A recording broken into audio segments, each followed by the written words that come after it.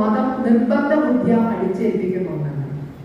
വളരെ കുട്ടിക്കാലത്ത് തന്നെ ചെന്ന് നിങ്ങൾ ഇന്നത് ചെയ്താൽ സ്വർഗത്തിലെത്തും, ഇന്നത് ചെയ്താൽ നരകത്തിലെത്തും, മതി ഇതുപോലെ നിർബന്ധപൂർവ്വം അവരെ അല്ലെങ്കിൽ ഭയപ്പെടുത്തിക്കൊണ്ട് ആധ്യാത്മികതയിലേക്ക് നയിക്കുന്നതല്ല നമ്മുടെ, മറിച്ച് ആകർഷിച്ച ആധ്യാത്മികതയിലേക്ക് കൊണ്ടുവരുന്നതാണ് നമ്മുടെ.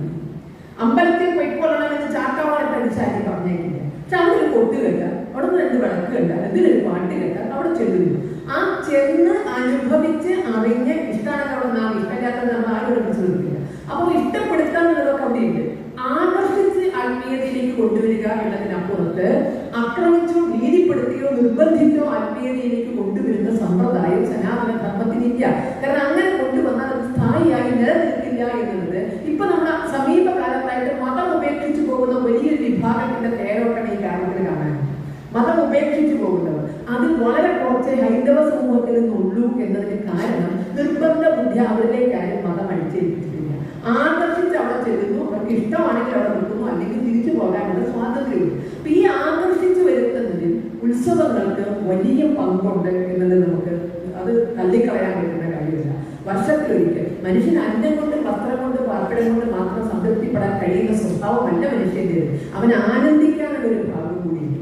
വെറും ആഹാരവും വസ്ത്രവും പാർപ്പിടവുമാണ് അവന്റെ ബേസിക് നീഡ്സ് എങ്കിലും ഈ ബേസിക് നീഡ്സ് ഇല്ലെങ്കിൽ ബുദ്ധിമുട്ടാണ്. പക്ഷെ ഇത് കിട്ടിയോണ്ട് മാത്രം ഒരാൾക്ക് ഭൂമിയിൽ സുഖമായിട്ട് ജീവിക്കാൻ കഴിയില്ല. അതുകൊണ്ട് ഉത്സവങ്ങൾ ആവശ്യമാണ്. ഈ ഉത്സവങ്ങൾ പതിയെ പതിയെ നിയന്ത്രണങ്ങൾ കൊണ്ടുവന്ന് നിരോധനത്തിന്റെ തലത്തിലേക്കാണ് ഇതിന്റെ പോക്ക്. രാത്രി 10 മണി കഴിഞ്ഞാൽ ഇപ്പോൾ എന്തുകൊണ്ട് ശബ്ദ മലിനീകരണമാണ് ശരിയാണ്.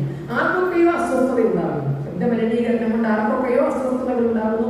അവരുടെ ഭാഗം ന്യായമല്ലേ, അവർക്ക് മൗലികാവകാശമില്ലേ, എനിക്ക് ശബ്ദം കേട്ടാൽ അസ്വസ്ഥതയുണ്ട് എന്നൊരാൾ കോടതിയിൽ പോയാൽ കോടതിക്ക് എന്താ പറയുന്നത്, ശരി രാത്രി 10 മണിക്ക് ശേഷം മൈക്ക് ഉപയോഗിക്കേണ്ട. കാരണം അത് കേട്ടാൽ ആർക്കൊക്കെ രാത്രി കിടന്നുറങ്ങാൻ ബുദ്ധിമുട്ടുണ്ട്. കിടന്നുറങ്ങാൻ ബുദ്ധിമുട്ടുന്ന 8 10 ആൾക്ക് വേണ്ടി ഒരു ക്ഷേത്രത്തിലെ ലക്ഷക്കണക്കിന് ആളുകളെ ആകർഷിക്കുന്ന ഒരു ഉത്സവത്തിന്റെ കണക്ക് നമ്മൾ കത്തിവെക്കുന്നു. ഒറ്റ ചോദ്യമുള്ളൂ, ഈ എയർപോർട്ടിന്റെ സമീപത്ത് താമസിക്കുന്ന വീടുകളിൽ ആരെങ്കിലും പോയിട്ടുണ്ടോ?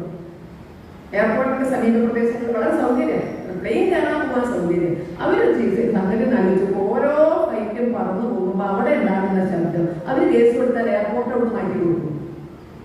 ഒരു റെയിൽവേ സ്റ്റേഷന്റെ സമീപത്ത് താമസിക്കുന്നവരുടെ ഗതികളൊന്നും ആലോചിച്ചു. ഏത് നേരമല്ലേ കട്ട കട്ട കട്ട കട്ടൂർ പറഞ്ഞുകൊണ്ടിരിക്കുന്ന അസ്വസ്ഥ. അവർ വിചാരിച്ച് അവരാരെങ്കിലും കേസ് കൊടുത്താൽ ശരി അവിടെ റെയിൽവേ സ്റ്റേഷൻ വേണ്ട, അല്ലെങ്കിൽ മേലിൽ എല്ലാ തീവണ്ടികളും സൈലൻസർ വെച്ച് ഓടിക്കണം, തീരുമാനം വരും ഇല്ലല്ലോ. ഇത്തിരി അസ്വസ്ഥതകൾ അത് വലിയൊരു വിഭാഗത്തിന് വേണ്ടി ഒരു ചെറിയ വിഭാഗം അസ്വസ്ഥതകൾ അനുഭവിക്കുന്നുണ്ടാകും. അപ്പോൾ ഇവിടെ നമ്മൾ ചിന്തിക്കണം, കുറച്ചുകൂടി പ്രായോഗികമായിട്ടാണ് ഒരു ക്ഷേത്രത്തിന് അവരുടെ ഉത്സവങ്ങൾ ആദ്യമായി പറയുന്നത് ദിവസങ്ങൾ ആദ്യമായി പറയാൻ 8